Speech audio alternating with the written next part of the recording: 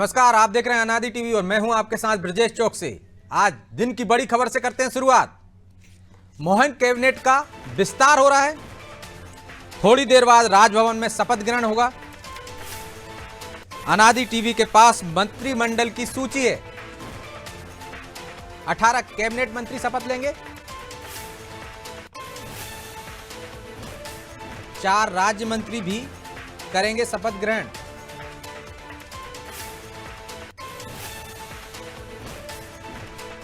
छह राज्य मंत्री स्वतंत्र प्रभार की लेंगे शपथ। 18 कैबिनेट मंत्री बनेंगे।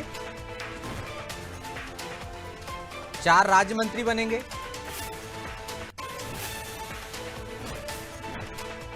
और 6 विधायकों को स्वतंत्र प्रभार दिया जाएगा। 6 राज्य मंत्री स्वतंत्र प्रभार वाले होंगे।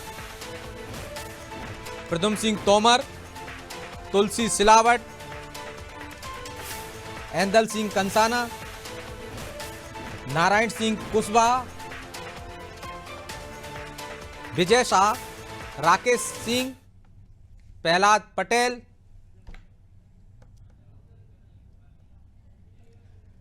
राजभवन पहुंचने लगे हैं नवनियुक्त विधायक जो मंत्री पद की शपथ लेंगे। तस्वीरें आप देख रहे हैं। कैलाश विजयवर्गीय, करण सिंह वर्मा, संपत्ति आयु के उदय प्रताप सिंह, निर्मला भूरिया, विश्वास सारंग, गोविंद सिंह राजपूत, इंदर सिंह परमार, नागर सिंह चौहान, चैतन्य कश्यप, राकेश शुक्ला, कृष्णा गौर, धर्मेंद्र लोधी, दिलीप जायसवाल, गौतम टेंटवाल, लखन पटेल, नारायण पवार, राधा सिंह, प्रतिमा बागरी, दिलीप अहिरवार, नरेंद्र शिवाजी पटेल ये शपथ लेने पहुंच रहे हैं राजभवन।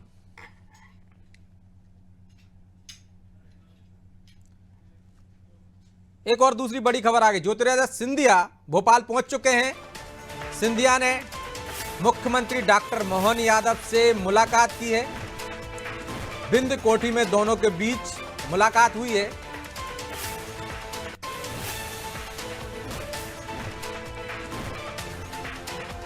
कैबिनेट विस्तार के कार्यक्रम में शामिल होने के लिए सिंधिया भोपाल पहुंचे हैं।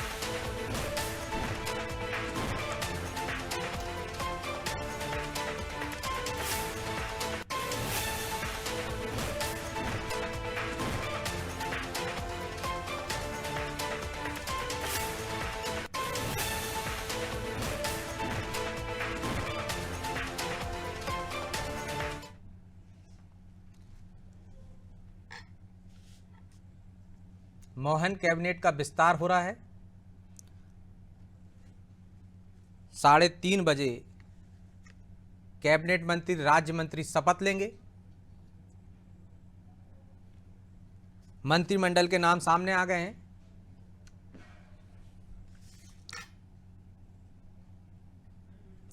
इसी पर चर्चा के लिए हमारे साथ मौजूद हैं एडिटर इन चीफ प्रकाश भटनागर और पॉलिटिकल एडिटर मनोज वर्मा। आप दोनों का बहुत बहुत स्वागत है। प्रकाश जी, शुरुआत आपसे ही करते हैं। जैसे उम्मीद थी कि चौंकाने वाले नाम आएंगे, नए और पुरानों को मौका दिया जाएगा, वो तस्वीर लगभग साफ हो चुकी है। इस मंत्रिमंडल को आप जो बनने जा रहा है कैसे देखते हैं? क्या क्या छिपा हुआ है इसके अंदर समीकरण? देखिए ब्रजेश, मुझे लगता है कि नए चेहरे काफ़ी शामिल हैं, लेकिन नए और पुराने का जो सामंजस्य है वो कुछ कुछ उलझन में डालने वाला भी है। इसमें जो एक नाम विजय शाह का शामिल है, वो लगातार जो भारतीय जनता पार्टी की पहली सरकार बनी थी तब से आज तक की हर सरकार में मंत्री रहे। बीच में कोई थोड़ा अरसा वो मंत्रिमंडल से बाहर रहे थे और विवादों में भी कई बार वो विवादों में शामिल रहे। अभी ताज़ा मामला उनका एक जो जांच चल रही है कि वो अभी चिकन पार्टी का जंगल के अंदर चिकन पार्टी वाला, और चूंकि वन मंत्री थे पिछले मंत्रिमंडल में वो, तो मुझे लगता है कि अगर भारतीय जनता पार्टी कोई व्यापक बदलाव करना चाहती है तो सारी चीज़ों का मुझे लगता है ध्यान रखा होगा। लेकिन जिस तरह से हम जिस दिन मुख्यमंत्री का चयन हो रहा था तो हम यहाँ पे बैठ के बातचीत कर रहे थे, और फिर जब मोहन यादव का नाम सामने आया तो वो सबकी कल्पना से परे था। तो मुझे लगता है कि मंत्रिमंडल में ऐसा तो नहीं होगा। कुछ नाम दिख रहे हैं जो स्वाभाविक तौर पर मंत्रिमंडल के अंदर शामिल होंगे, लेकिन कुछ नामों का शामिल होना भी आश्चर्यजनक है, जिनका कद मध्य प्रदेश के जो पूरे मंत्रिमंडल में मुख्यमंत्री से भी कहीं पार्टी की पॉलिटिक्स में, इंटरनल पॉलिटिक्स में, पार्टी की पॉलिटिक्स में ज़्यादा है। उनका वजन ज़्यादा है, उनका कद ज़्यादा है, उनकी आवाज़ और पहचान ज़्यादा है। तो ऐसे में जब हम गौर करेंगे तो मुझे लगता है कि जब शिवराज सिंह चौहान पहली बार मुख्यमंत्री बने थे तो उस समय भी कई सारी ऐसी परिस्थितियां थी और उनमें कई लोगों को पार्टी ने हटाया था ताकि वो सुचारू रूप से सरकार को चला सके। उसमें कई सारे बड़े नाम थे जिनको पहले किनारे किया गया था। जब खुद उमा भारती आई थी तब विक्रम वर्मा को पार्टी ने पहले ही किनारे कर दिया था। उस समय वो दिल्ली के अंदर केंद्र सरकार में मंत्री थे। इस समय तो केंद्र सरकार में जो मंत्री थे वो वहाँ से इस्तीफा देके यहाँ पर चुनाव लड़ लिए और लगातार तो पहली बार के विधायक भी हैं प्रहलाद सिंह पटेल, लेकिन उनका मंत्री रहने का अनुभव अटल बिहारी वाजपेयी की सरकार से है। तो मुझे लगता है कि अगर मंत्रिमंडल में अनुभवी और नए चेहरों का सामंजस्य है तो मंत्रिमंडल का जो स्वरूप होगा वो बिल्कुल मुख्यमंत्री केंद्रित नहीं हो पाएगा। मतलब मुख्यमंत्री सब कुछ होते हैं मंत्रिमंडल में, ऐसा हम लंबे समय से देखते हैं, कांग्रेस की सरकारों में भी देखते हैं और बीजेपी की सरकारों में भी देखते आए। लेकिन यदि वजनदार मंत्री इस मंत्रिमंडल में शामिल हो रहे हैं तो मुझे लगता है कि जो वास्तव में मंत्रिमंडल के अंदर विकेंद्रीकरण होना चाहिए, सत्ता की जो ताकत है वो अलग अलग जगह और वास्तविक रूप में बटी हुई होनी चाहिए। तो मुझे लगता है कि अगर ऐसा मंत्रिमंडल बनता है तो वास्तव में मंत्रियों की आवाज़ प्रशासन में मुख्यमंत्री तक होगी और वो जो करना चाहेंगे, जो नवाचार करना चाहेंगे, जिस तरह से अपने विभाग को चलाना चाहेंगे तो वो संभव हो पाएगा। पिछली सरकारों में हम लगातार देखते थे कि मंत्रियों की शिकायत होती थी कि अफसर उनकी नहीं सुनते हैं। ये एक कॉमन सी शिकायत हम सालों से कांग्रेस की सरकार में भी और हमने तो देखा था किस तरह से कैलाश विजयवर्गीय ने कहा था और कि मैं सोले के ठाकुर की तरह हूं जिसके हाथ कटे हुए। बीजेपी की सरकार में भी सुनते हैं, तो बरसों पुरानी बात होगी जब वो मंत्रिमंडल में थे। लेकिन उसके बाद भी हम देखते रहे कि जब कई सीनियर मंत्री शिवराज सिंह चौहान की सरकार में भी थे तो उनका भी एक ये वो था कि अफसर नहीं सुनते। तो अफसर आखिर फिर किसकी सुनते हैं? अगर विभाग के मंत्री की नहीं सुनते तो किसकी सुनते? तो जाहिर है कि मुख्यमंत्री जो कहता है उसकी अफसर सुनते हैं, क्योंकि मुख्यमंत्री मंत्रिमंडल का मुखिया होते हैं और सबसे पावरफुल जो कैबिनेट में अगर कोई शख्स होता है तो वो मुख्यमंत्री होता है। लेकिन ये जो हम नाम देख रहे हैं इसमें जो नाम शामिल हैं तो वो अफसर शाही को चलाने जानते हैं। ऐसे लोग भी शामिल हैं जिनका प्रशासनिक, जैसे अगर कैलाश विजयवर्गीय मंत्रिमंडल में शामिल होते हैं तो एक सीनियर मंत्री वो होंगे। और मध्य प्रदेश के अंदर हम एक चीज़ पे और गौर करें तो सरकार चलाने के सामने जो सरकार की अर्थव्यवस्था के लिए जो चुनौतियां हैं उसमें भी एक बहुत ही गंभीर सुलझा हुआ वित्त मंत्री मोहन यादव को चाहिएगा। डॉक्टर मोहन यादव को, मुख्यमंत्री को एक सुलझा हुआ वित्त मंत्री भी चाहिए होगा। तो सबसे कठिन जो परिस्थितियां हैं वो आगे चल के भविष्य में वित्त की बनेगी। जिस तरह के सरकार के वादे हैं उन वादों को पूरा करना है, कुछ योजनाएं चल रही हैं उनको कंटिन्यू करना है। तो मुझे लगता है कि ये मंत्रिमंडल के सामने एक चैलेंज होगा। अब इसमें कई नाम ऐसे हैं जो पहली बार चुनाव जीत के आ रहे हैं, वो भी शामिल हैं जिनका कोई प्रशासनिक अनुभव नहीं होगा। आज जैसे सामने जो तस्वीर में नरेंद्र शिवाजी पटेल पहली बार के विधायक होंगे, राधा सिंह, प्रतिमा बागरी, कई सारे ऐसे नाम हैं जो पहली बार विधायक बने और पहली बार ही उनका नाम मंत्रिमंडल में आ रहा है।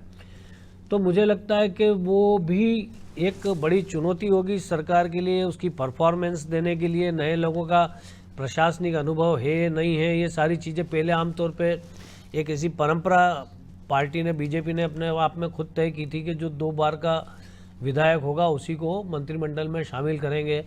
तो जो अपवाद होते थे तो वो ऐसे होता था जैसे उमाशंकर गुप्ता को पहली बार के विधायक में मंत्रिमंडल में लिया तो उनके पास भोपाल शहर का महापौर होने का प्रशासनिक अनुभव था।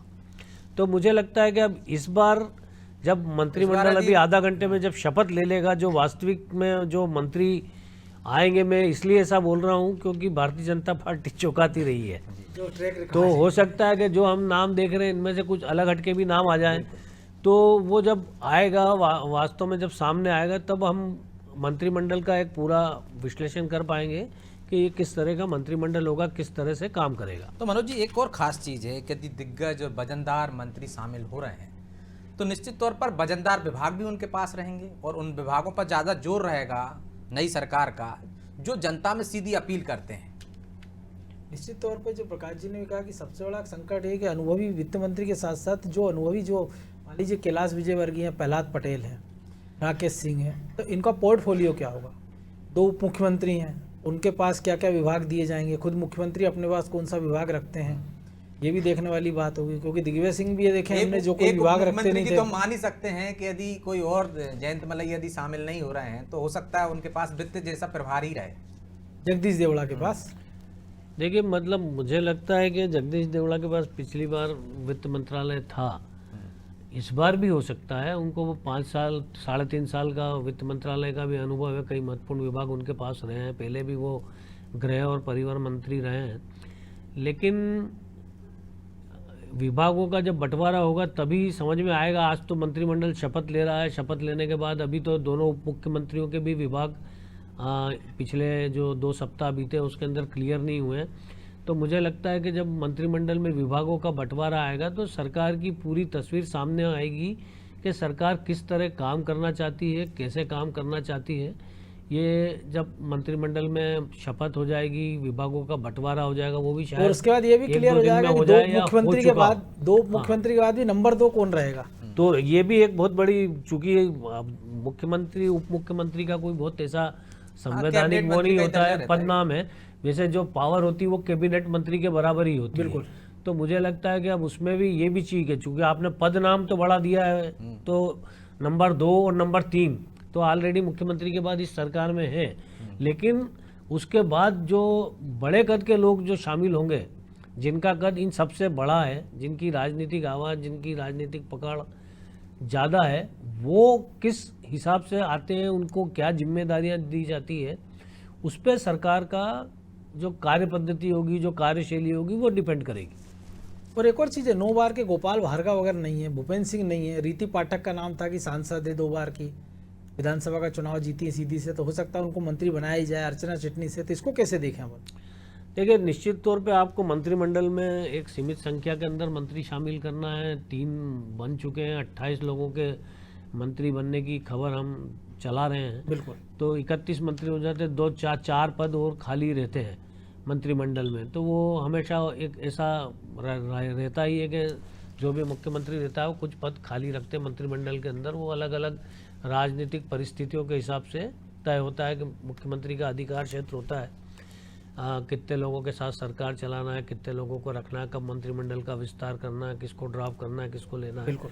तो ऐसी बहुत सारी संभावनाएं भविष्य में खुली रहेंगी कि कौन लोग, अब जब आप तय कर रहे हो कि कई सारे लोग जो पहले मंत्री रह चुके हैं, एक नया चेहरा देना सरकार को, तो नया चेहरा देने का मतलब है कि फिर आपको सारे चेहरे बदलने पड़ेंगे जिनको लोग जानते हैं आमतौर पे। जो अब गोपाल भार्गव तो पूरे 20 साल में 15 महीने में माइनस कर दीजिए आप, बिल्कुल, तो पूरे समय मंत्री रहे हैं।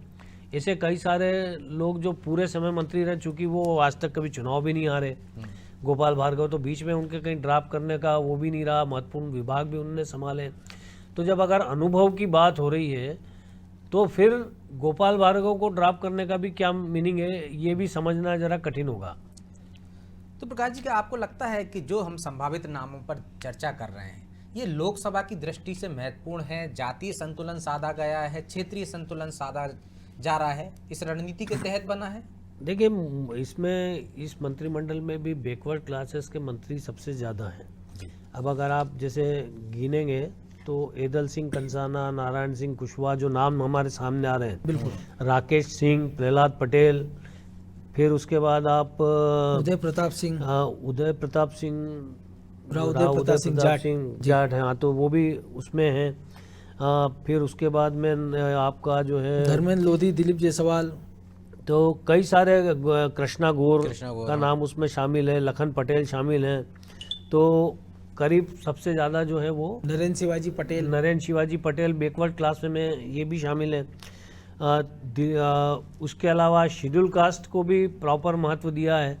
अब अगर हम इनके अलग अलग जिले निकाल लेंगे तो लोकसभा क्षेत्र पता पड़ जाएगा आपको, लेकिन अगर आप उज्जैन संभाग में देखेंगे तो जो नाम है, तो उज्जैन संभाग में सबसे बड़ा नाम उप मुख्यमंत्री का हो गया है। तो वहाँ की जो पूरी बाकी जो है तो मुख्यमंत्री, बाकी सब उपमुख्यमंत्री दोनों ही आपने, वहीं से आते हैं। हाँ, चूंकि मुख्यमंत्री और उप मुख्यमंत्री दोनों ही मालवा से हैं, तो खास करके जो उज्जैन संभाग है, तो अगर दो वहां से आ गए तो बाकी फिर किसी और मंत्री को लेने का तो फिर वो एक इंदौर में सही- 2 हो गए, सही राजनीतिक कैलाश डिसीजन है। विजयवर्गीय, तुलसी सिलावट। हाँ, अगर फिर ऐसे ही इंदौर संभाग में देखेंगे तो वहाँ पे भी 2 हो गए।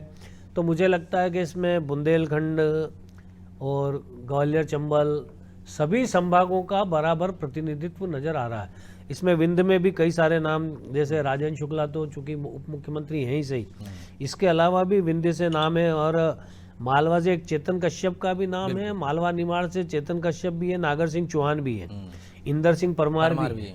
तो मुझे लगता है कि काफ़ी सारे अलग अलग जगह से वो किया है। जब पूरा मंत्रिमंडल शपथ ले लेगा उसके बाद जब हम विश्लेषण करेंगे तो ज़्यादा सही झाबुआ नतीजे में पर भी अगर हम पहुंच देखें, निर्मला भूरिया है या नागर सिंह चौहान की पाएंगे। बात काफ़ी करें, सारे इंदौर उज्जैन संभाग से हैं। लेकिन बुंदेलखंड को उतना हमको प्रतिनिधित्व इसमें दिखाई नहीं दे रहा है।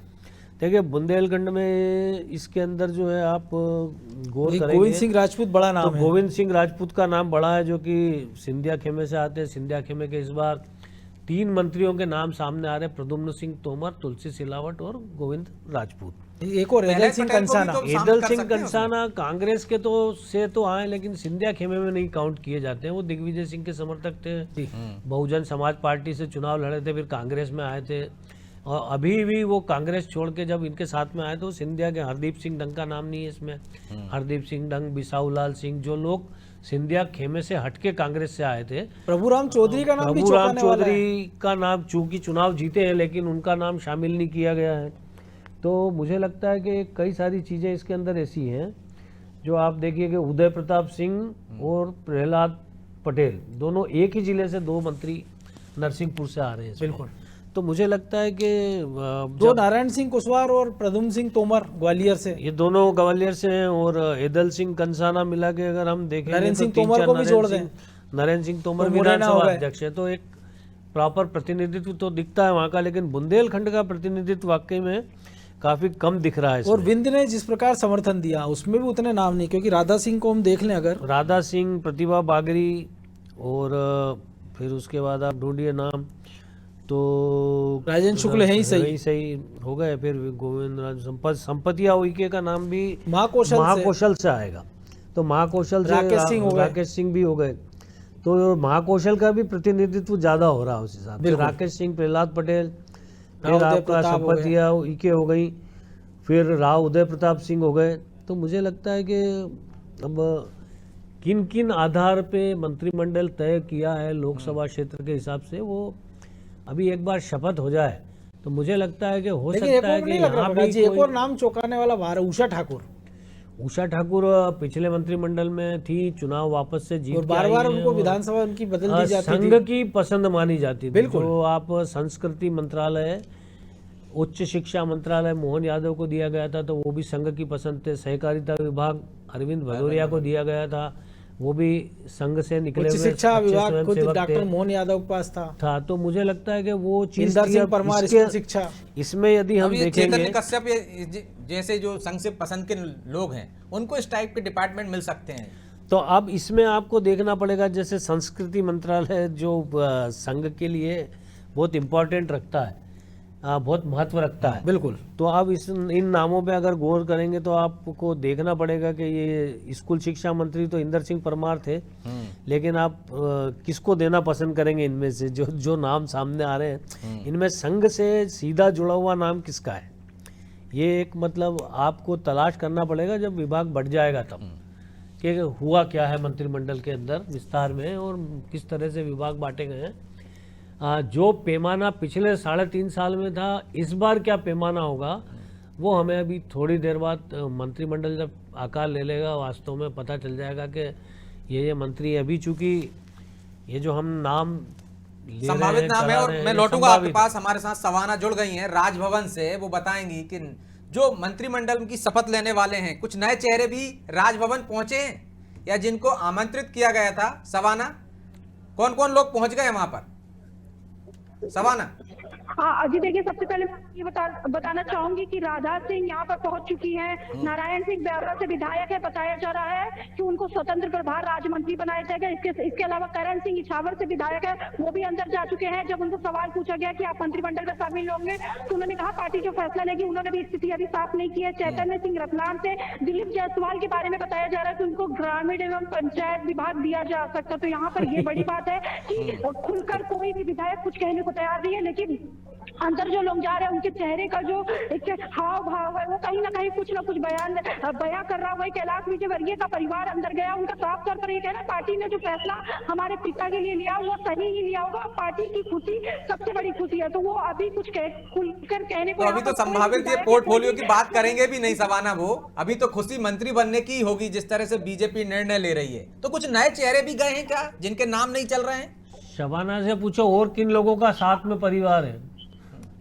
सवाना, और किन किन लोगों का परिवार पहुंचा है राजभवन? देखिए कैलाश विजयवर्गीय का परिवार यहाँ पर पहुंचा है। बाकी जितने भी लोग अभी मैंने जिनका नाम लिया उनमें से एक का भी परिवार यहाँ पर नहीं आया। केवल कैलाश विजयवर्गीय ही एक ऐसे विधायक है जिनका परिवार आया, लेकिन उन सबके चेहरे पे इतनी खुशी थी। हालांकि उन्होंने कौन सा विभाग मिलेगा इस पर बोलने से इनकार कर दिया, लेकिन कहीं ना कहीं चेहरे के हाव भाव बता रहे हैं कि बड़ी जिम्मेदारी, बड़ा पद उनको यहाँ पर मिलने वाला है। और कौन से प्रभाव वाले चेहरे पहुंचे हैं, नए चेहरे पहुंचे हैं जिनकी संभावना है और जिनके नाम नहीं चल रहे हैं? ऐसे कोई नए नाम देखने को मिले वहां पे? अभी तो फिलहाल इतने ही लोग आए हैं जितने लोगों का मैंने नाम लिया, लेकिन कहीं ना कहीं जब विश्वास सारंग यहाँ पे पहुंचे तो उनके जो समर्थक थे वो जोर जोर से जय श्री राम के नारे लगाने लगे और भारतीय जनता पार्टी के नारे लगाने लगे। उत्साह था, देखिए उनका नाम। क्या विश्वास सारंग के साथ परिवार था? शबाना कट गया। तो चिल्लाने लगे कि विश्वास भैया पे भरोसा था, पार्टी पे भरोसा था, फिर से जीत कर आए हैं, तो कहीं ना कहीं उनका नाम तो था। अभी तक कृष्णा गौर यहाँ पर फिलहाल नहीं पहुंची है। ऐसे कितने विधायक पहुंचे हैं जिनके समर्थक बड़ी संख्या में उनके साथ पहुंचे हों और परिवार पहुंचा हो? क्या विश्वास सारंग का परिवार भी साथ में है? सवाना, क्या विश्वास सारंग का परिवार भी पहुंचा है?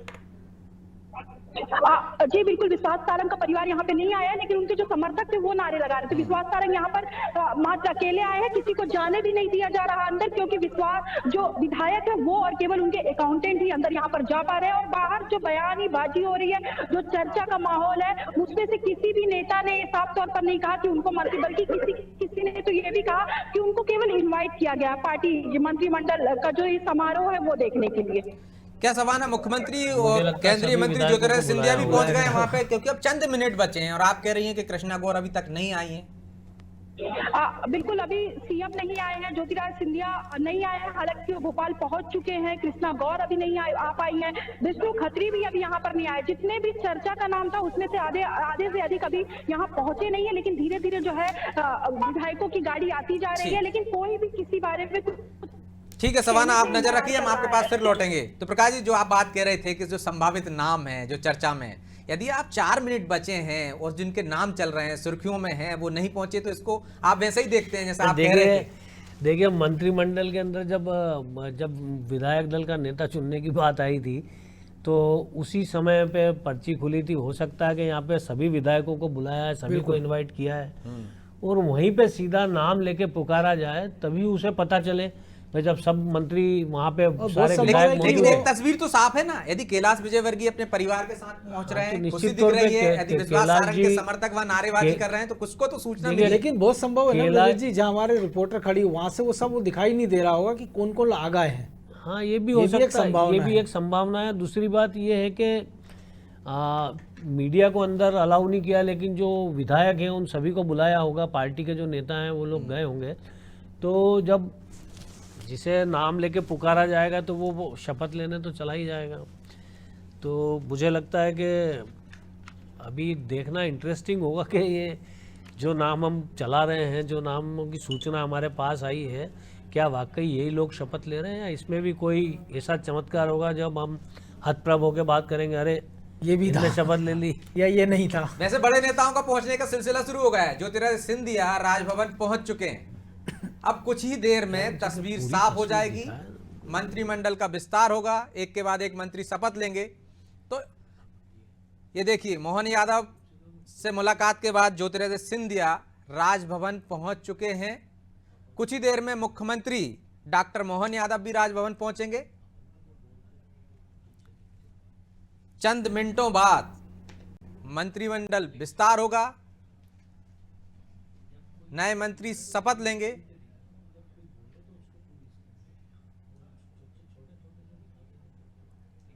तो राजभवन पर आने का सिलसिला शुरू हो गया है। तस्वीरें आप देख रहे हैं, समर्थकों का बाहर जमावड़ा लगा है, मीडिया भी मौजूद है और केंद्रीय मंत्री अंदर पहुंच चुके हैं। शपथ लेने वाले विधायक भी राजभवन पहुंच रहे हैं।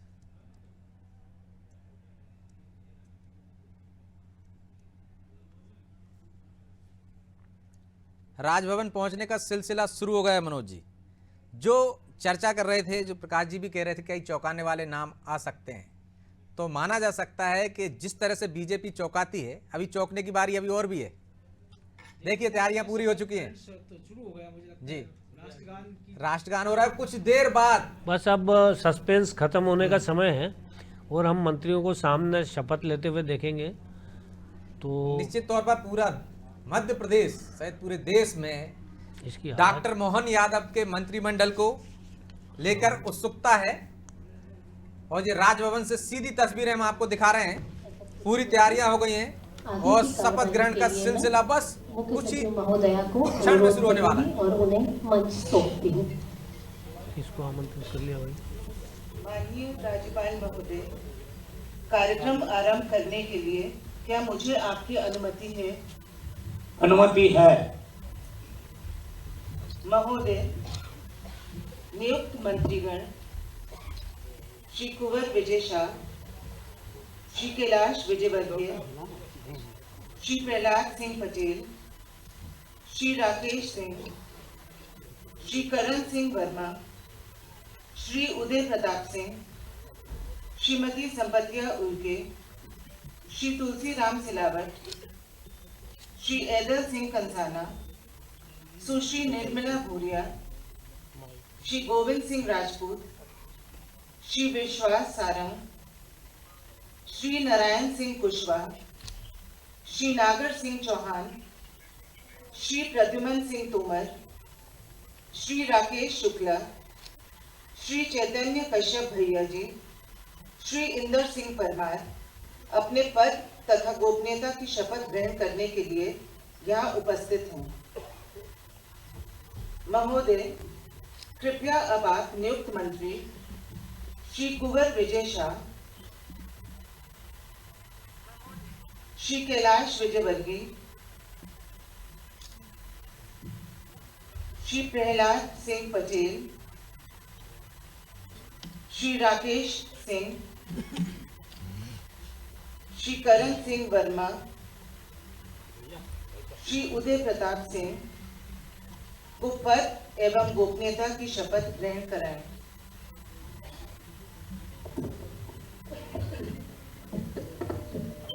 मैं कैलाश विजयवर्गीय मैं विधि देता हूँ कि मैं विधि द्वारा स्थापित भारतीय संविधान अच्छी श्रद्धा और निष्ठा रहा है। मैं भारत की माता और अखंडता, मैं राज्य के मंत्री के रूप में अपने कर्तव्यों का श्रद्धापूर्वक और शुद्ध अंतर्ज्ञान से निर्वहन करवाऊंगा। सभी प्रकार के लोगों के संविधान विधि के अनुसार मैं प्रकार से ईश्वर की शपथ लेता हूँ कि जो विषय मध्य प्रदेश राज्य के मंत्री के रूप में मेरे विचार में लाया जाएगा वह मुझे प्राप्त होगा। उसे किसी व्यक्ति या व्यक्तियों को सबके सिवाय जबकि ऐसे मंत्री के रूप में अपने कर्तव्यों के सम्यक निर्वहन के लिए ऐसा करना अपेक्षित हो, मैं प्रत्यक्ष अथवा अप्रत्यक्ष रूप से संसूचित या प्रकट नहीं करूँगा।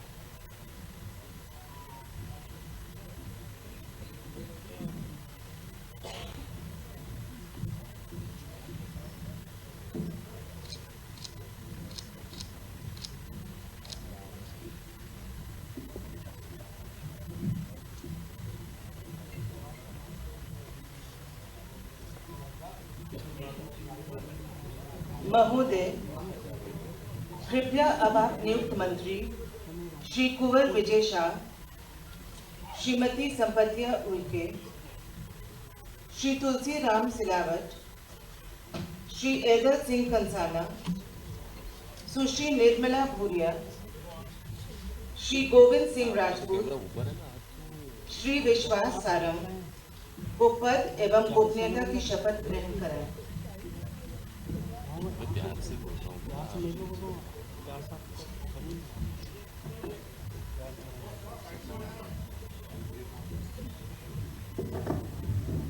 मैं कुंवर विजय शाह ईश्वर की शपथ लेता हूँ कि मेरे द्वारा स्थापित भारत के संविधान के प्रति सच्ची श्रद्धा और निष्ठा दूंगा। मैं भारत की प्रमुखता और अखंडता प्रधानमंत्री के रूप में अपने कर्तव्यों को अंतःकरण से निर्वहन करूंगा। मैं भय अनुराग या द्वेष के बिना सभी प्रकार के लोगों के प्रति संविधान और विधि के अनुसार न्याय करूंगा। मैं कुंवर विजय शाह ईश्वर की शपथ लेता हूँ कि जो विषय राज्य के मंत्री के रूप में मेरे विचार के लिए लाया जाएगा, आपको ये ज्ञात होगा, उसे किसी व्यक्ति या व्यक्तियों को सबके सिवाय जबकि ऐसे मंत्री के रूप में अपने कर्तव्य के सुनने के निर्वहन के लिए व्यवस्था करना अपेक्षित हो। मैं प्रत्यक्ष अथवा अप्रत्यक्ष रूप से संकुचित या प्रकट नहीं करूँ।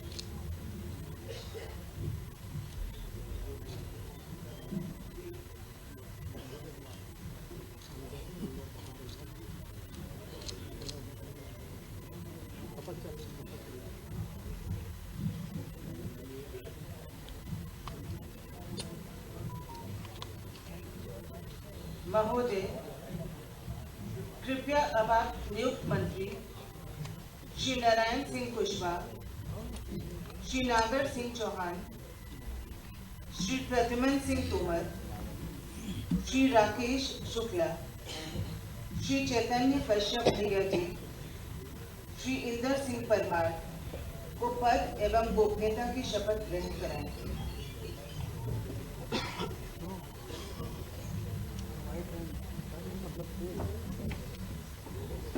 मैं सेवक प्रद्युमन सिंह तोमर ईश्वर की शपथ लेता हूं कि मैं विधि द्वारा स्थापित भारत के संविधान के प्रति सच्ची श्रद्धा और निष्ठा रखूंगा। मैं भारत की संपूर्ण प्रभुता अखंडता रखूंगा। मैं मध्य प्रदेश राज्य के मंत्री के रूप में अपने कर्तव्यों का श्रद्धापूर्वक और शुद्ध अंतःकरण से निर्वहन करूंगा तथा मैं भय या पक्षपात, अनुराग या द्वेष के बिना सभी प्रकार के लोगों के प्रति संविधान और विधि के अनुसार न्याय करूंगा। मैं प्रद्युमन सिंह तोमर ईश्वर की शपथ लेता हूं कि जो विषय मध्य प्रदेश के राज्य मंत्री के रूप में मेरे विचार के लिए लाया जाएगा अथवा मुझे ज्ञात होगा, उसे किसी व्यक्ति या व्यक्तियों को सबके सिवाय जबकि ऐसे मंत्री के रूप में अपने कर्तव्यों के सम्यक निर्वहन के लिए ऐसा करना अपेक्षित हो, मैं प्रत्यक्ष अथवा अप्रत्यक्ष रूप से संतुष्टि या प्रकट नहीं करूंगा।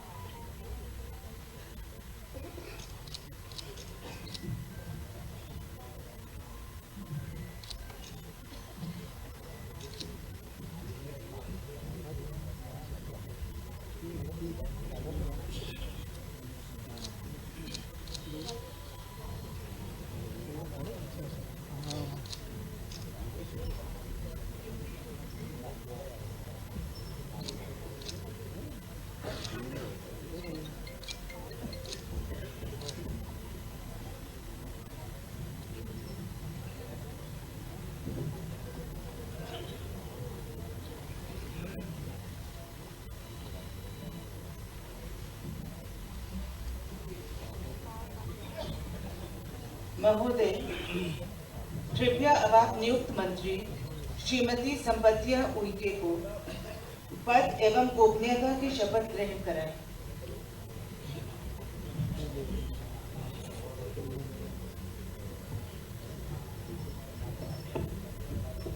मैं संपत्तिया उइके ईश्वर की शपथ लेती हूँ कि मैं विधि द्वारा स्थापित भारत के संविधान के प्रति सच्ची श्रद्धा और निष्ठा रखूंगी।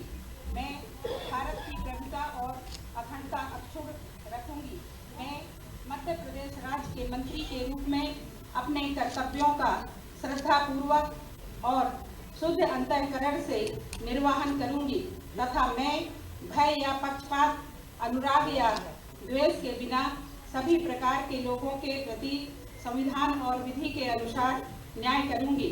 मैं संपतिया उइके ईश्वर की शपथ लेती हूँ कि जो विषय मध्य प्रदेश राज्य के मंत्री के रूप में मेरे विचार के लिए लाया जाएगा अथवा मुझे ज्ञात होगा, उसे किसी व्यक्ति या व्यक्तियों को तब के सिवाय जबकि ऐसी मंत्री के रूप में अपने कर्तव्यों के सम्यक निर्वहन के लिए ऐसा करना अपेक्षित हो, मैं प्रत्यक्ष अथवा अप्रत्यक्ष रूप से संचित या प्रकट नहीं करूंगी।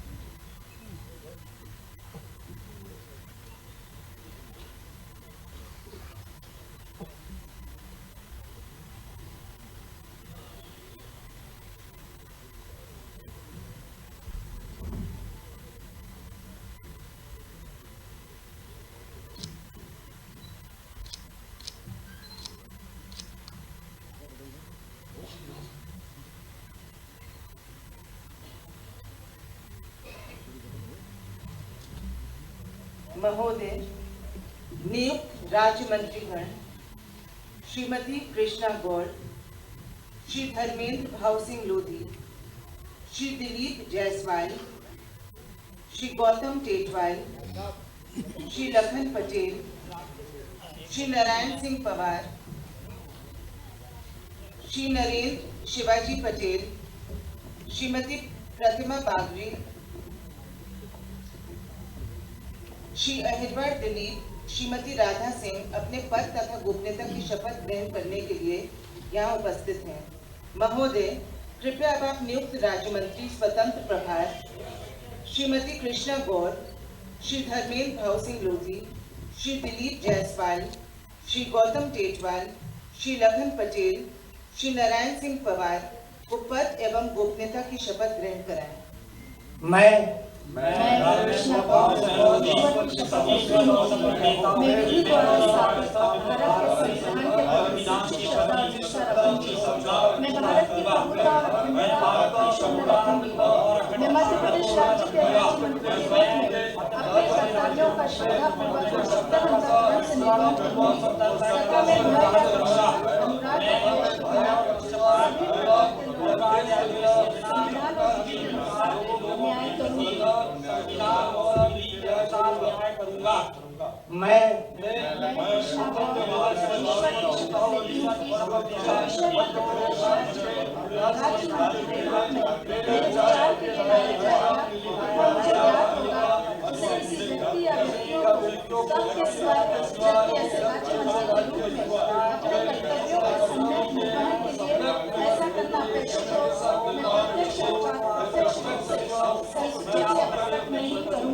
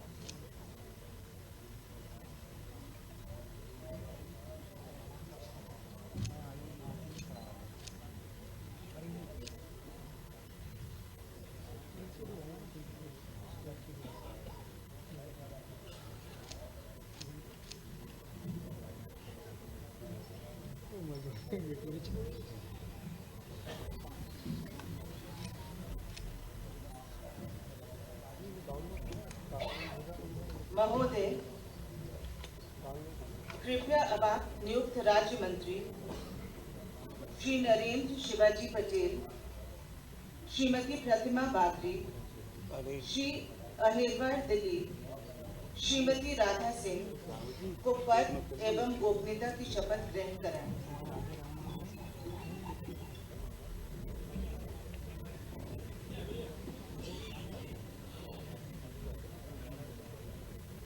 मैं दिलीप अहिरवार ईश्वर की शपथ लेता हूँ कि मैं विधि द्वारा स्थापित भारत के संविधान के प्रति सच्ची श्रद्धा और निष्ठा रखूंगा। मैं भारत की प्रभुता और अखंडता अक्षुण्ण रखूंगा।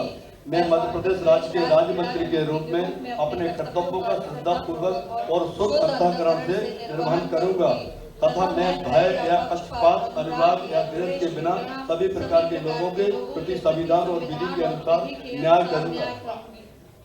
मैं दिलीप अहिरवार ईश्वर की शपथ लेता हूँ कि जो विषय मध्य प्रदेश राज्य के राज्य मंत्री के रूप में मेरे विचार के लिए लाया जाएगा अथवा मुझे ज्ञात होगा, उसे किसी व्यक्ति या व्यक्तियों को तब के सिवाय जबकि ऐसे राज्य मंत्री के रूप में अपने कर्तव्यों के सम्यक निर्वहन के लिए ऐसा करना अपेक्षित हो, मैं प्रत्यक्ष अथवा अप्रत्यक्ष रूप से संशोधित या प्रकट नहीं करूँगा।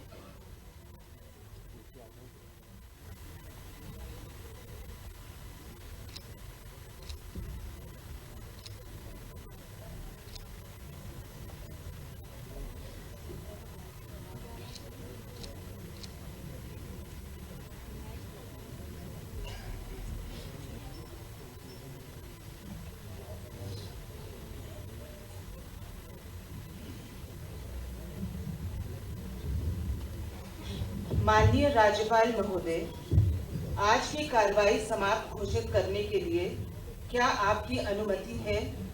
अनुमति है। महोदय, आज का कार्यक्रम समाप्त हुआ।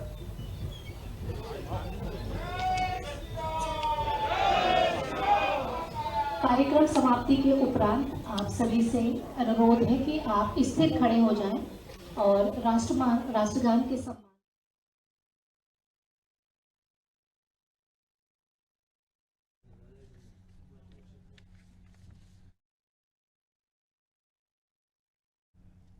तो नए मंत्रिमंडल ने शपथ ले ली है।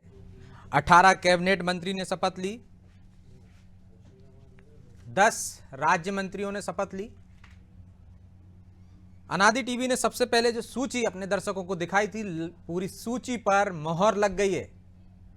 वही नाम जो हम लगातार दिखा रहे थे, उन्होंने ही मंत्री पद की शपथ ली है। कई पुराने मंत्रियों की छुट्टी हो गई है।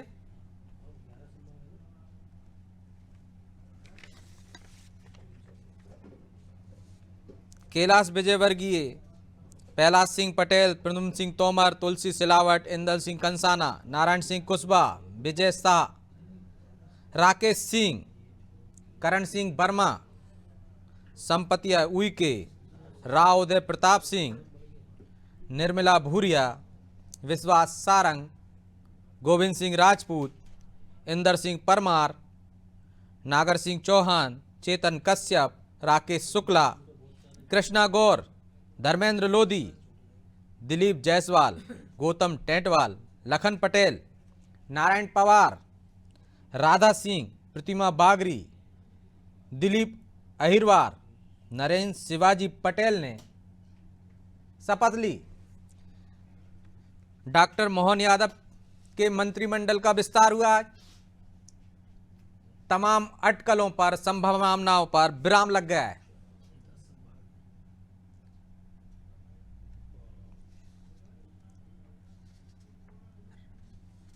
राजभवन में 18 कैबिनेट मंत्रियों ने शपथ ली।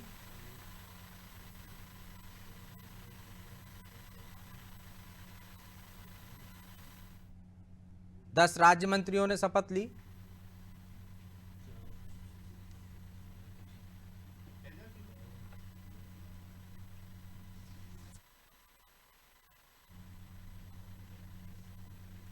मंत्रिमंडल विस्तार पर मोहर लग गई है। डॉक्टर मोहन यादव के मंत्रिमंडल ने संपूर्ण आकार ले लिया है। सिर्फ 4 पद रिक्त रखे गए हैं।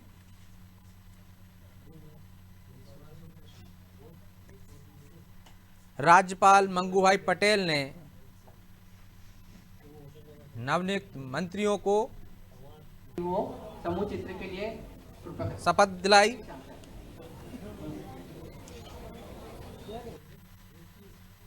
डॉक्टर मोहन यादव के मंत्रिमंडल से कई बड़े चेहरे गायब हैं जो शिवराज मंत्रिमंडल में शामिल थे। गोपाल भार्गव, भूपेंद्र सिंह, उषा ठाकुर, हरदीप सिंह डंग, प्रभुराम चौधरी, ओम प्रकाश सकलेचा, ब्रजेंद्र प्रताप सिंह, गोपाल भार्गव जैसे बड़े नाम बाहर हैं। स्वल्प आहार के लिए मैं पुनः सभी को आमंत्रित करूंगा। कार्यक्रम समाप्त हुआ। राजभवन में मंत्रियों ने शपथ ली। डॉक्टर मोहन यादव के मंत्रिमंडल में 5 महिला मंत्री भी शामिल रहेंगी। संपत्ति उइके, निर्मला भूरिया, कृष्णा गौर, राधा सिंह, प्रतिमा बागरी। सभी वर्गों को साधने का जतन इस मंत्रिमंडल में देखा जा रहा है। चलिए इसी को और समझने की कोशिश करते हैं हमारे editor in chief Prakash ji से। प्रकाश जी, तस्वीर साफ हो गई है, पहली प्रतिक्रिया क्या है? आप इस मंत्रिमंडल को कैसे देखते हैं? हम जो नाम दिखा रहे थे लगभग वही सारे नाम इस मंत्रिमंडल के अंदर शामिल हुए। उन्हीं लोगों ने शपथ लिए जो हम काफ़ी देर पहले से चला रहे थे, लगभग वही। तो इसके अंदर एक आप ये कह सकते हैं कि वरिष्ठ और कनिष्ठ दोनों तरह के नेताओं का एक प्रयोग है। नए और पुराने दोनों तरह के चेहरे इसमें शामिल हैं। कैलाश विजयवर्गीय, शिवराज सिंह चौहान के मंत्रिमंडल तक पहले और दूसरे मंत्रिमंडल तक मंत्री थे। उसके बाद में वो लंबे समय बाद करीब 10 साल बाद वापस से राज्य मंत्रिमंडल का हिस्सा बने हैं। उमा भारती के दौर से शुरुआत। प्रहलाद पटेल केंद्र के अंदर 2 बार मंत्री रह चुके हैं, 2 बार राज्य मंत्री, स्वतंत्र प्रभार, कई दायित्व वहाँ पे उन्होंने निभाए हैं। और मध्य प्रदेश की सरकार में वो पहली बार विधानसभा का चुनाव भी जीते हैं, पहली बार कैबिनेट मंत्री भी बने हैं। तो 2 बड़े, और एक राकेश सिंह लगातार सांसद रहे जबलपुर से, 4 बार सांसद रहे, 4 बार, और वो भी पहली बार कैबिनेट लोकसभा में सचेतक भी थे बीजेपी, मुख्य सचेतक रहे हैं वहाँ पे लोकसभा में बीजेपी के। तो 3-4 तो बहुत ही सीनियर और बड़े नाम इसके अंदर शामिल हैं। इसके अलावा आप देखेंगे तो सबसे ज़्यादा महत्व जो है भारतीय जनता पार्टी ने ओबीसी पे फोकस किया है। तो आप देखेंगे मंत्रिमंडल में 10 चेहरे कम से कम जो हैं वो बैकवर्ड क्लासेस की अलग अलग जातियों का प्रतिनिधित्व करते हैं। शेड्यूल कास्ट में देखेंगे तो 4 कैबिनेट मंत्री जो है शेड्यूल कास्ट के अंदर उन्होंने लिए हैं, जिनमें आप कह सकते हैं कि नागर सिंह चौहान पहली बार मंत्री बने हैं और सीधे कैबिनेट मंत्री बने हैं। वो अलीराजपुर जिले का प्रतिनिधित्व करते हैं। निर्मला भूरिया झाबुआ जिले का प्रतिनिधित्व करते हैं और झाबुआ और अलीराजपुर की 7 विधानसभा सीटों में से बीजेपी सिर्फ ये 2 विधानसभा सीटें जीती है।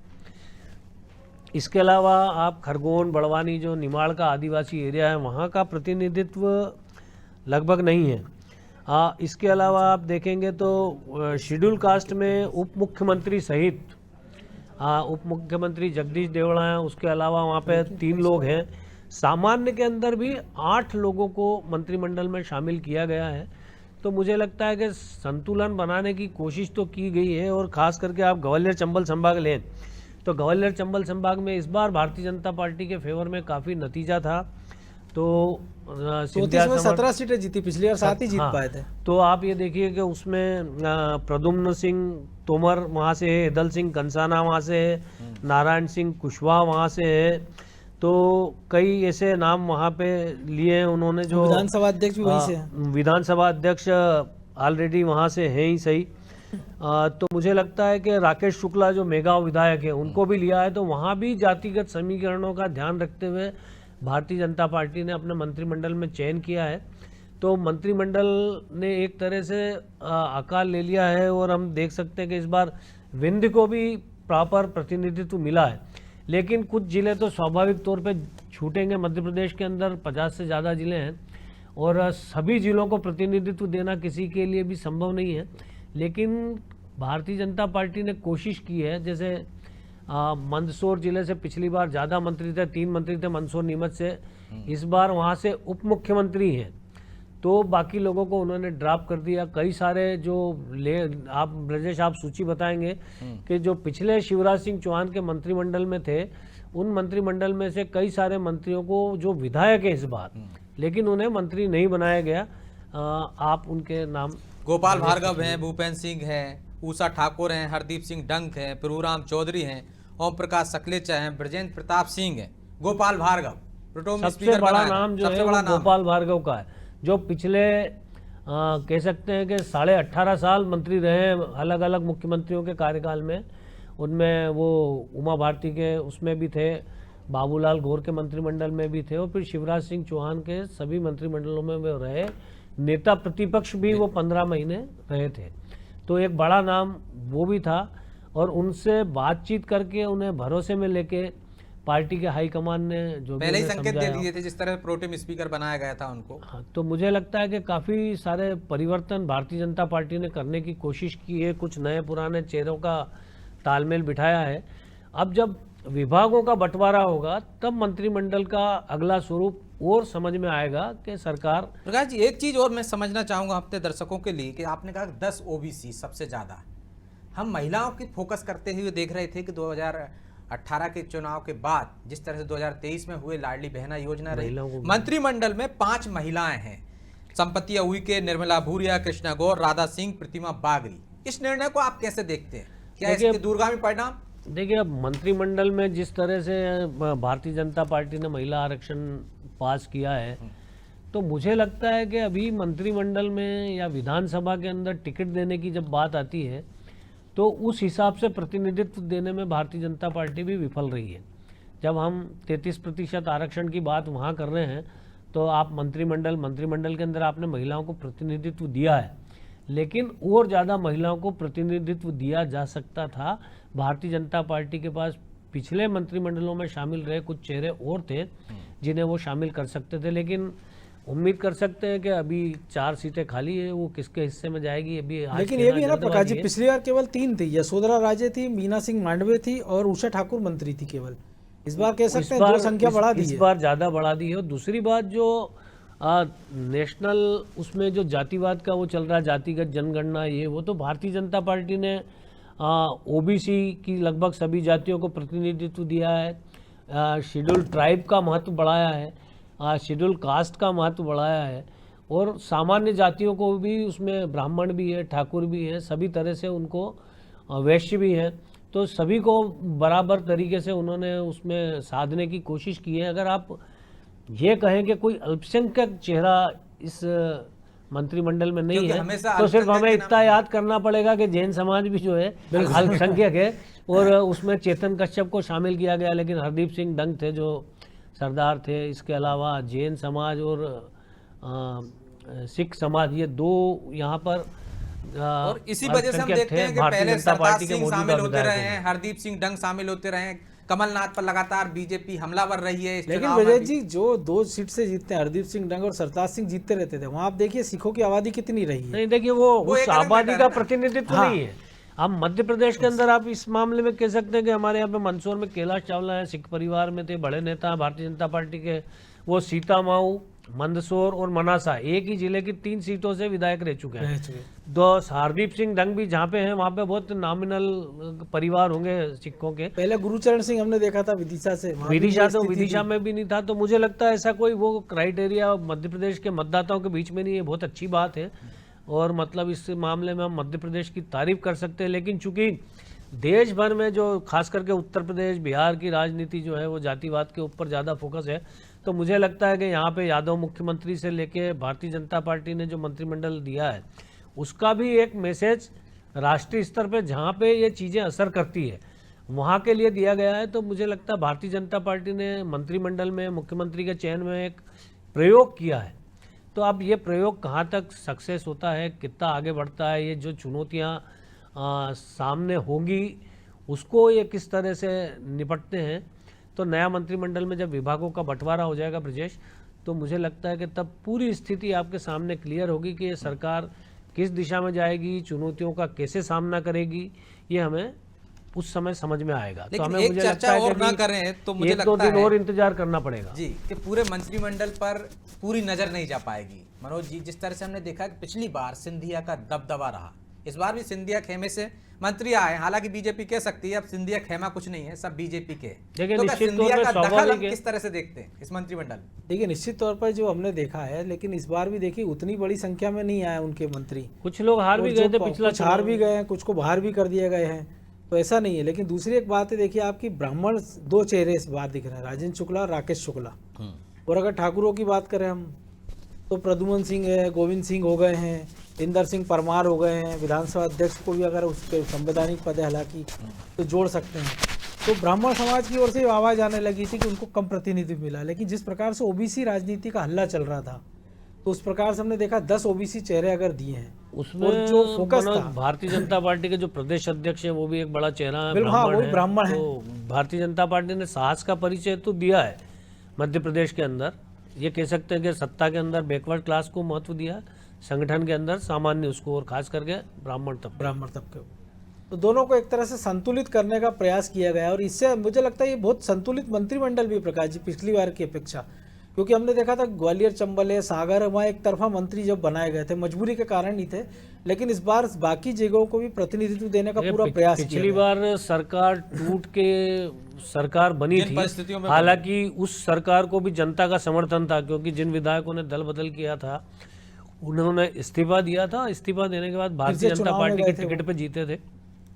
तो हमने जो चर्चा तो हम कह सकते हैं कि पावर की या उनके दबदबे की, देखिए तो पोर्टफोलियो में भी कुछ आपको ऐसा नजर आएगा प्रकाश जी? अब वो वाली बात नजर नहीं आएगी। अब चूंकि वो भारतीय जनता पार्टी के सदस्य सब 3.5 साल हो गए हैं और सबको सीनियरिटी के हिसाब से सिंधिया के महत्व को बरकरार रखते हुए उनके जो नज़दीकी लोग हैं उन सबको भारतीय जनता पार्टी ने मंत्रिमंडल में प्रतिनिधित्व दिया है।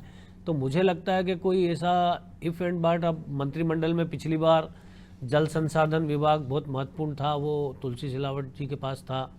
परिवहन जैसा बड़ा विभाग जो है वो आपके गोविंद राजपूत के पास था। तो मुझे लगता है राजस्व भी था उनके पास। हाँ, इस बार क्या होगा, इस बार इस तरह की कोई चीज़ नहीं होगी। पिछली बार सरकार बनी थी, कुछ कमिटमेंट भारतीय जनता पार्टी ने उन लोगों से किए थे जो कांग्रेस छोड़कर भारतीय जनता पार्टी में शामिल हुए थे, तो उन कमिटमेंट्स को पूरा किया गया। यहाँ पे हम एदल सिंह कंसाना के चयन से भी देख सकते हैं।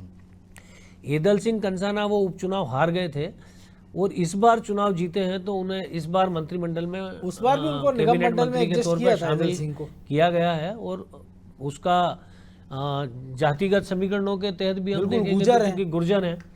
तो मुझे लगता है कि बहुत सोच समझ के मंत्रिमंडल का चयन किया गया है। अब विभागों का बंटवारा हो जाए तब सरकार के चलने की दिशा हमें और बहुत स्पष्ट समझ में आएगी कि किस दिशा में जा रहे। कोई बड़े बड़े वादे सरकार ने किए हैं और उन वादों पे खरा उतरना, उन पे खरा उतरते हुए दिखाना तो लोकसभा चुनाव तक आपके लिए अनिवार्य है, क्योंकि अप्रैल मई में फिर से लोकसभा का चुनाव होगा। और लोकसभा के चुनाव में अगले जो 3-4 महीने हैं वो इस सरकार के लिए एक चुनौती की तरह होगा कि आपने जो वादे किए हैं, इन्होंने कोई ऐसा वादा नहीं किया कि हम सरकार संभालते ही किसानों का कर्ज माफ़ कर देंगे जैसा कांग्रेस ने किया था। और हमने उसका हर्ष देखा कि लोकसभा की 29 में से 28 सीटें कांग्रेस हार गई थी। तो मुझे लगता है उसके कई सारे कारणों में एक कारण वो भी होगा। हालांकि लेकिन ये सवाल थोड़ा जल्दबाजी वाला कह सकते हैं प्रकाश जी, लेकिन लोकसभा चुनाव 4 महीने बचे हैं और इसमें से बड़ी संख्या में हम देख रहे हैं सांसद भी मंत्रिमंडल में शामिल हो गए। तो क्या ऐसा लगता है कि अभी जो एडजस्टमेंट किया हो बाद में इनमें से कुछ को लड़ा दिया जाए? निश्चित तौर पे कुछ भी संभव है। आप ये नहीं कह सकते कि जो लोग यहाँ के राज्य मंत्रिमंडल में आ गए, जो 7 सांसद चुनाव लड़े थे उनमें से गणेश सिंह चुनाव हार गए, फग्गन सिंह कुलस्ते चुनाव हार गए, लेकिन बाकी लोगों को दोबारा से नहीं लड़ाएंगे। हो सकता है कि मंत्री रहते हुए लोकसभा का चुनाव लड़ा दें, हो सकता है कि जो पूर्व मुख्यमंत्री थे वो भी लोकसभा का चुनाव लड़ लें, हो सकता है रीति पाठक वगैरह जिनको मंत्रिमंडल नहीं लिया वापस से लोकसभा में पहुंचा दें। तो मुझे लगता है कि कई सारे मंत्रिमंडल में हम देखते हैं कि यदि सरकार बनी दिल्ली में फिर से, तो हो सकता है कि नरेंद्र मोदी अपने मंत्रिमंडल में भारी फेरबदल करने के लिए मतलब जाने जाते हैं, तो वो कई सारे नए चेहरों को फिर से मौका दे सकते हैं। उसमें मध्य प्रदेश के कुछ चेहरों को फिर से मौका मिल सकता है। तो जो मध्य प्रदेश में मंत्रिमंडल विस्तार हुआ है, इसका हम केंद्रीय मंत्रिमंडल में भी परीक्षाएं देखेंगे? यदि मध्य प्रदेश से बहुत सारी संख्या में वहां से मंत्री इधर आ गए हैं तो यहाँ से कुछ जाने की संभावना लंबे समय से हम ये चर्चा सुन रहे हैं कि नरेंद्र मोदी के मंत्रिमंडल का विस्तार होने वाला है, केंद्रीय मंत्रिमंडल का होने वाला है, लेकिन अभी तक तो हुआ नहीं। और अब सिर्फ 3 महीने बचे हैं, जनवरी, फरवरी और मुझे लगता है 15 मार्च के बाद तो आचार संहिता लग जाएगी, चुनाव का कार्यक्रम घोषित हो जाएगा। तो कोई बहुत जरूरी नहीं है कि प्रधानमंत्री मंत्रिमंडल का विस्तार करें ही। लेकिन यदि हम जिस तरह का उनका को देखें तो पिछली बार हुआ था कि जैसे ही चुनाव आए थे मंत्रिमंडल का विस्तार हुआ था, जातिगत समीकरण साधे गए थे, क्षेत्रीय समीकरण साधे गए। देखिए वो मुझे लगता है कि 2 महीने 3 महीने काफी पहले हो गया था, अभी हमने देखा। लेकिन राहुल लोधी चुनाव हार गए, उसके पहले हमने देखा था मुंगावली कोलारस के जब उपचुनाव होना थे तब 3 नए मंत्री बनाए थे, जिनमें जालम सिंह पटेल भी है, बालकृष्ण पाटीदार थे, उनको भी मंत्री बनाया गया था। लेकिन वो कोई बहुत ज्यादा असरदार हुआ नहीं था। बिल्कुल दिल्ली की बात अलग है, दिल्ली में भी मध्य प्रदेश को प्रतिनिधित्व देना है तो अब देने के लिए 2 महीने 3 महीने के अब आप देंगे तो जो नई सरकार बनी, यदि फिर से सरकार रिपीट हुई बीजेपी की, तो शायद मध्य प्रदेश का प्रतिनिधित्व अच्छा होगा।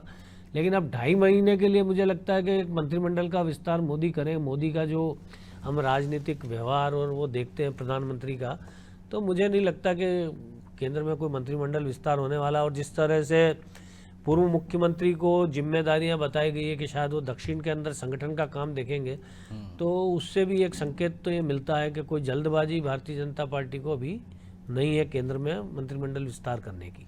एक और सवाल मेरे मन में उठता है कि यदि मंत्रिमंडल का विस्तार हो गया, अनुभवी चेहरे भी ले लिए, नए चेहरे भी ले लिए, लेकिन जिस तरह से हम देखते हैं कि कई बड़े नामों को दरकिनार किया गया, और पिछली बार भी हमने देखा किस तरह से जब विस्तार हुआ था तो दबे ही शुरू में सही, चाहे अजय बिश्नोई हो चाहे अन्य नेता हो, सुर उठे थे विरोध के। तो क्या लगता है आपको इसके बाद जो बड़े नेता जो साइड में कर दिए गए, या आपने जो लेख में लिखा था कि साइड मिलेगी तो रास्ता देंगे? देखिए अजय, निश्चित तौर पे एक सीमित संख्या में आपको मंत्री बनाना है, और अगर कुछ लोगों को पहले मौका मिल चुका है तो कई सारे लोग हैं जिनको अब तक मौका नहीं मिला अपनी क्षमताएं दिखाने का। तो भारतीय जनता पार्टी ने जिस तरह से मुख्यमंत्री का परिवर्तन किया, जिस तरह से मंत्रियों का परिवर्तन किया है, उसी की कड़ी में इसे देखना चाहिए। अब चेतन कश्यप 4थी बार के विधायक हो गए, उनका अच्छा खासा प्रशासनिक वो भी है, अनुभव भी है, कई सारे कर रहे हैं, लेकिन उन्हें आज तक मंत्रिमंडल में मौका नहीं मिला था, तो इस बार उन्हें मौका मिला है। इस तरह से आप ये देख सकते हैं कि गोपाल भार्गव लगातार ही थे मंत्रिमंडल के अंदर, अभी भी विजय शाह लगातार बने हुए मंत्रिमंडल में। ये भी एक खोज का विषय हो सकता है भारतीय जनता पार्टी में कई लोगों के लिए कि आखिर विजय शाह के पास ऐसी क्या चीज़ है, क्योंकि विजय शाह आदिवासी हैं, आदिवासी राजघराने से आते हैं, लेकिन मध्य प्रदेश के अंदर उनकी कोई ऐसी पहचान नहीं है कि वो बहुत बड़े आदिवासी नेता हों। बिल्कुल। तो उसके बावजूद वो लगातार हर मंत्रिमंडल में स्थान पा रहे हैं, तो आखिर उनमें कोई तो काबिलियत होगी। हालांकि वो अभी ताज़ा विवादों में घिरे हैं, इससे पहले भी विवादों में रह चुके हैं। तो आप देखना दिलचस्प होगा कि अब ये सरकार कैसे काम करती है, उनको क्या विभाग मिलते हैं। पिछली बार भी उनकी विवादास्पद टिप्पणियों के कारण ही उनको बाहर का रास्ता दिखाना पड़ा था आधी रात को, जब नरेंद्र सिंह तोमर प्रदेश अध्यक्ष हुआ करते थे। 2013-18 के बीच की बात है, लेकिन फिर वो मंत्रिमंडल के विस्तार में फिर से मंत्री बन गए थे। बिल्कुल। तो मुझे लगता है कि कोई ना कोई चीज़ तो उनमें होगी जो भारतीय जनता पार्टी ने गोपाल भार्गव जैसे सीनियर को और कई सारे लोगों को अलग किया है। लेकिन विजय शाह को बरकरार रखा है। और जितने आदिवासियों को लिया उनमें सबसे सीनियर मुझे लगता है विजय शाह ही है। विजय शाह ही है। विजय शाह 90 से लगातार विधायक है मध्य प्रदेश के अंदर, और गोपाल भार्गव तो 84 से विधायक है। बिल्कुल हो सकता है और इस विस्तार में भी सबसे सीनियर हम कह सकते हैं आदिवासी मंत्री के नायकों नाते को वो हैं। प्राथमिकता दी गई थी, चाहे जबलपुर में हो, उस वजह से लिया जा रहा हो कि एक वर्ग को एक मैसेज देने की कोशिश की जा रही हो लगातार, ये भी एक मजबूरी हो विजय शाह। देखिए जबलपुर से विजय शाह का कोई लेना देना है नहीं। विजय शाह निमाड़ से कह सकते हैं, निमाड़ से उनका कह तो सकते हैं। निमाड़ के अंदर जो है आपको देखेंगे नहीं, जो इस कार्यक्रम किया था मंत्रिमंडल में शंकर शाह और उसका शायद खरगोन का, बड़वानी का और बड़वा का प्रतिनिधित्व नहीं है। नहीं है। तो निमाड़ से एक बड़ा नाम विजय शाह ही शामिल कर लिए गए। तो अब इसकी छत्र छाया पोर्टफोलियो पर भी नजर आएगी मनोज। देखिए निश्चित तौर पे पोर्टफोलियो तो बहुत इंपॉर्टेंट होगा, और माना जा रहा है कि तय हो चुका होगा, अब कुछ ही समय बाद या आज या कल में तस्वीर पूरी तरह से साफ हो जाएगी। जिस प्रकार शपथ ग्रहण के बाद हमने देखा 10 दिन से ज्यादा का वक्त लगा है, तो सारी हो चीजें सकता है कि सारी चीजें फाइनलाइज करके ही लौटे होंगे कि किसको क्या मिलना है। ये बात हो सकती है कि आज रात को भी कर दें, कल भी रख दें, या हो सकता है इंतजार करा दें 1-2 दिन कि जब तक और कयास लगा लिए जाए। जैसे मंत्रिमंडल बांटे जा रहे थे कि ये मंत्री बन रहा है, उस हिसाब से ये कयास लगा ले कि इनको ये पोर्टफोलियो देखिए हमारी रिपोर्टर भी बता रही थी शपथ के साथ के इनके लिए ये विभाग की चर्चा चल रही। तो मुझे लगता है थोड़ा इंटरेस्टिंग है, लेकिन कयासबाजी का कोई मतलब नहीं है। अब नतीजा में हमें स्पष्ट जब घोषणा हो जाएगी, वो चाहे आज हो चाहे कल हो जाएगी, क्योंकि मंत्री बने तो उनको विभाग तो देना ही है, काम तो देना ही है। अब उसमें ये रहेगा उप मुख्यमंत्री के अलावा नंबर 2 पे कैलाश विजयवर्गीय रहते हैं कि प्रहलाद पटेल रहते हैं। वो नंबर 2 और 3 तो हो गए तय, बिल्कुल। तो निश्चित तौर पे नंबर 2 और 3 तो पार्टी ने तय कर दिया कि मुख्यमंत्री मोहन यादव, यदि फिर बैठक जगदीश व्यवस्था से देवड़ा, देखें फिर राजेंद्र विधानसभा शुक्ला, में प्रकाश जी, उसके बाद में फिर आप चौथे 5वें नंबर को करो। और दूसरी बात तो बेसिक मनोज ये होती है कि काम से आदमी बताता है कि नंबर 1 पे कौन है। बिल्कुल। तो कितनी दमदारी से कौन अपने विभाग को और अपनी जिम्मेदारियों को चलाता है, उससे आप तय कर सकते हैं कि डॉक्टर मोहन यादव के मंत्रिमंडल का नंबर 1 मंत्री कौन है, नंबर 2 मंत्री कौन है। तो मुझे लगता है वो तरीका ज्यादा आसान रहेगा, वो ज्यादा आसान रहेगा जब हम परफॉर्मेंस देख के नंबर देंगे। बिल्कुल। लेकिन ये भी देखना होगा कि नरोत्तम मिश्रा की जगह कौन लेता है। अब देखिए निश्चित तौर पे गृह विभाग तो किसी को मिलेगा ही, लेकिन नरोत्तम मिश्रा संसदीय कार्य मंत्री का महत्वपूर्ण है। मुझे कई सारे लोगों के पास अनुभव है। देखिए राकेश सिंह के पास अनुभव है, हाँ ठीक है। आप प्रहलाद पटेल के पास अनुभव है, कैलाश जी बहुत लोगों को फ्लोर मैनेजमेंट के माहिर माने जाते हैं। तो बहुत मुझे लगता है कि शायद पहले रह भी चुके हैं कैलाश जी, उमा जी की मंत्रिमंडल में शायद कैलाश जी रह भी चुके हैं। तो मुझे लगता है कि ऐसी कोई समस्या भारतीय जनता पार्टी के पास नहीं है कि किसे क्या विधायक दे। पर्याप्त सीनियर विधायक है, पर्याप्त अनुभवी विधायक हैं, और पर्याप्त मंत्रिमंडल का अनुभव रखने वाले लोग भी इस मंत्रिमंडल में हैं। और सबसे दिलचस्प ये होगा ब्रजेश जी, जब राज्य मंत्री बनाए जाएंगे वो किन कैबिनेट मंत्रियों के पास उनको रखता है। पिछली सरकारों में भी हमने देखा है कि राज्य मंत्री पूरे समय परेशान रहते थे कि विभागों का कामकाज बंटवारे, उनके इससे कुछ आता नहीं था। देखिए उनके इससे जो आता है वो क्लेरिकल स्टाफ आता है, उसका ट्रांसफर पोस्टिंग ये वो। लेकिन जिस तरह से हम मान सकते हैं कि मंत्रिमंडल का विस्तार हुआ है, नए युवाओं को मौका दिया गया है, तो उनको सिखाने की दृष्टि से भी ऐसे मंत्रियों के साथ रखेंगे ताकि भविष्य की लीडरशिप तैयार हो सके। देखिए पहले बीजेपी में व्यवस्था होती थी ब्रजेश, विधानसभा के अंदर एक ग्रुप बना दिए जाते थे 6-6, 8-8 विधायक के, और 1-2 सीनियर विधायकों के साथ उनको अटैच कर दिया जाता था, जो उनको बताते थे कि आपको कैसे सवाल पूछना चाहिए। ये विपक्ष में रहते हुए भारतीय जनता पार्टी की अच्छी प्रैक्टिस थी, ये सारी प्रैक्टिस कराई जाती थी विपक्ष के तौर पे। लेकिन जब वो सरकार में आया उसके बाद से धीरे धीरे प्रैक्टिस छूटती गई और वो सिस्टम एक तरह से खत्म हो गया। आप सरकार का हिस्सा जब हो जाते हो मनोज, तो बहुत ज्यादा सवाल नहीं पूछते हो आप अपनी सरकार से, लेकिन जब आप विपक्ष में होते हो तो आपको बहुत खुली छूट होती है। तो वो एक फर्क होता है। लेकिन यहाँ भी बहुत सारे विधायक सत्ता पक्ष के पास ऐसे हैं जो मंत्रिमंडल में शामिल नहीं हुए हैं, और वो सरकार की खबर लेने से बिल्कुल पीछे नहीं हटेंगे। बिल्कुल। और अभी 70 नए विधायक हैं 230 में से, जो पहली बार के विधायक सीखने के लिए बहुत कुछ होगा। तो उनमें से हालांकि कुछ ऐसे हैं जो सांसद रह चुके हैं लेकिन पहली बार के विधायक है, तो उनके लिए प्रशिक्षण सत्र की भी बात चल रही है कि उनके लिए प्रशिक्षण कैंप लगाया जाएगा। होता है लोग जाएंगे। जो नए विधायक आते हैं हर बार विधायकों के लिए एक प्रशिक्षण सत्र होता है, बिल्कुल, जिसमें विधानसभा की पूरी प्रक्रिया जो है, कार्य संचालन और प्रक्रिया की जवाब उनको बताया जाता है कि प्रश्न कैसे लगाए जाते हैं, कैसे सीखा जाता है, वहाँ की जो भाषा होती है सदन के अंदर की, उन सारी चीज़ों के बारे में एक प्रशिक्षण देने की व्यवस्था हर सत्र में होती है। हर नई विधानसभा के गठन में होती है। तो मुझे लगता है कि वो तो एक प्रोसेस है और वो प्रोसेस अभी भी फॉलो होगा। और मुझे लग रहा है एक भी ये भी हो सकता है कि जब हम देखेंगे कि पोर्टफोलियो के साथ साथ प्रभार के जिले भी सौंपे जाएंगे, तो जिन जिलों का प्रतिनिधित्व नहीं है शायद उन मंत्रियों को उस प्रभार का जिला सौंप दिया जाए, ताकि लोकसभा में भी उसका फायदा लिया जा सके। और उस क्षेत्र की जो शिकायत रहेगी कि हमारे यहाँ से कोई मंत्री नहीं है, तो एक प्रभारी मंत्री के नाते वो उनकी चीजें उन तक सीधे पहुंचा सकते हैं। इस मंत्रिमंडल के लिए जो सबसे बड़ी चुनौती जो सामने है, वो पिछली बार आपने 28 लोकसभा सीटें जीती थी। बिल्कुल।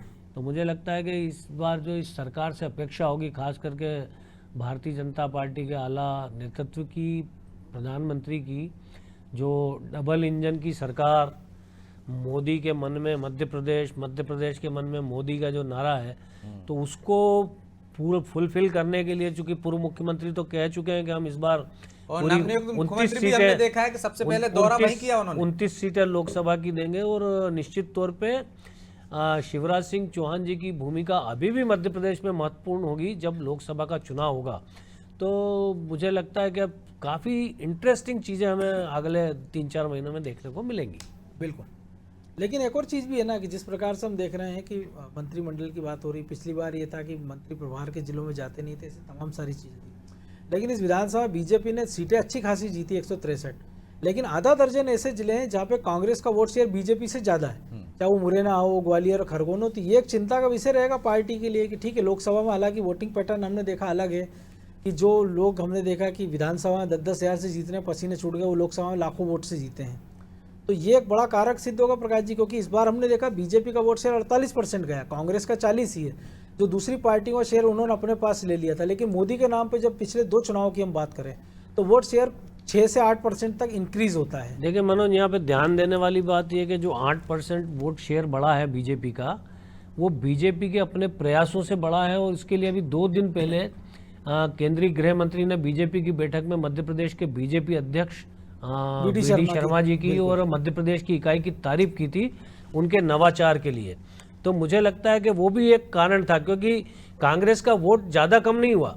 कांग्रेस का 40% वोट था, तो 0.39% वोट उनका कम हुआ पिछली बार 18 के मुकाबले। लेकिन भारतीय जनता पार्टी का वोट बहुत ज़्यादा इंक्रीज हुआ है ना, 7-8% वोट इंक्रीज होना, जो हम यहाँ पे बात कर सकते हैं कि जब 5-6% वोट का अंतर आ जाता है तो लैंड स्लाइड होता है। तो हमने देखा कि 163 सीटें बीजेपी जीती, जो किसी की भी कल्पना में नहीं था। बिल्कुल। तो उसके लिए सारी चीज़ें को आपको श्रेय देना पड़ेगा। उसमें केंद्र सरकार की योजनाएं, प्लस लाडली बहना योजना, प्लस शिवराज सिंह चौहान की लोकप्रियता, प्लस नरेंद्र मोदी की लोकप्रियता पर भारतीय जनता पार्टी के प्रयास, प्लस सबसे बड़ी बात कि वोटर को निकालना। तो मुझे लगता है कि अपने वोटर को निकाल के मतदान केंद्र तक पहुंचाना, जो हमने वोटिंग परसेंटेज देखा कि बहुत ज़्यादा 77.15 वोट डला है। तो कोई कह रहा था कि एंटी इनकम्बेंसी है सरकार के खिलाफ, इसलिए वोट ज़्यादा डला है। बिल्कुल। कोई, लेकिन मुझे लगता है कि भारतीय जनता पार्टी ने भरपूर प्रयास किए थे, जो उन्होंने लक्ष्य निर्धारित किया है 50% वोट हासिल करने का, 51%। तो चाहे दूसरे सब एक होकर भी लड़ लें भारतीय जनता पार्टी के खिलाफ, फिर भी भारतीय जनता पार्टी को हराना कठिन हो जाए। ये लक्ष्य लेके यदि भारतीय जनता पार्टी चल रही है, तो मुझे लगता है कि वहाँ यहाँ भी संगठन और सरकार के सामूहिक प्रयासों से लोकसभा के अंदर वो कोशिश करेंगे कि 29 सीटें जीते। बिल्कुल। और एक बात और, ब्रजेश मंत्रिमंडल में जो 16 मंत्री थे पिछले शिवराज सिंह चौहान में, उनमें से केवल 6 को इस कैबिनेट में मौका मिला है। लेकिन अब ये भी देखना होगा कि जिनको मौका लेकिन मिला ये भी दिलचस्प है कि 2 उप मुख्यमंत्री और एक जो मुख्यमंत्री वो खुद भी शिवराज कैबिनेट का हिस्सा थे। चलिए, हाँ, तो वो तो उसमें काउंट होंगे ही। चलिए, बहरहाल समय की बाध्यता है, इसलिए चर्चा को यहीं विराम देंगे। आप दोनों का बहुत बहुत धन्यवाद। तो मंत्रिमंडल का विस्तार हो गया है, मोहन के योद्धा तैयार हो गए, लेकिन रणभूमि भी तैयार है लोकसभा चुनाव की, और इस चुनौती को पार पाना है। यही देखना होगा कि ये चुनौती कैसे पार पाते हैं, क्योंकि आपको मंत्रिमंडल में दायित्व मिलने वाले हैं और आपको अपनी काबिलियत से साबित करना होगा कि क्या आप 29 फूलों की माला, कमल की मालाएं मोदी के गले में डाल पाएंगे। मुझे दीजिए इजाजत और आप देखते रहिए अनादि टीवी। नमस्कार।